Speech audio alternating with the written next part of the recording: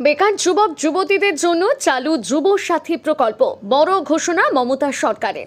মাধ্যমিক পাশ ও বেকারদের জন্য মাসিক ভাতার ঘোষণা রাজ্য সরকারের বাজেটে। কবে থেকে চালু বাংলার যুব সাথী প্রকল্প?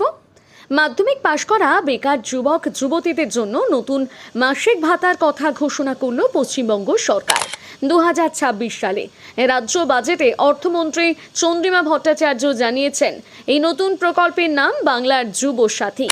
রাজ্যে যে সমস্ত যুবক যুবতীরা মাধ্যমিক পাশ করেছেন কিন্তু এখনো চাকরি পাননি, তারাই এই প্রকল্পের সুবিধা পাবেন।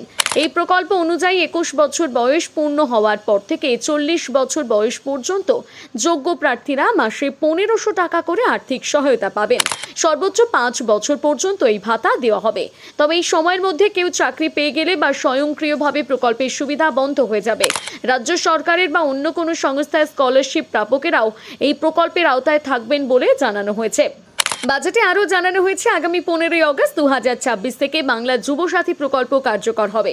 এই প্রকল্প বাস্তবায়নের জন্য 26-27 অর্থবর্ষে রাজ্য বাজেটে 5,000 কোটি টাকা বরাদ্দ করা হয়েছে।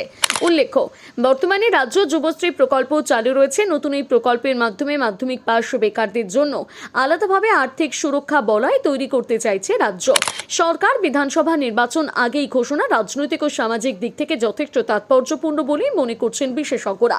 আরও ভালো ভালো কন্টেন্ট দেখতে ফলো করুন কেপিআর নিউজ বাংলা।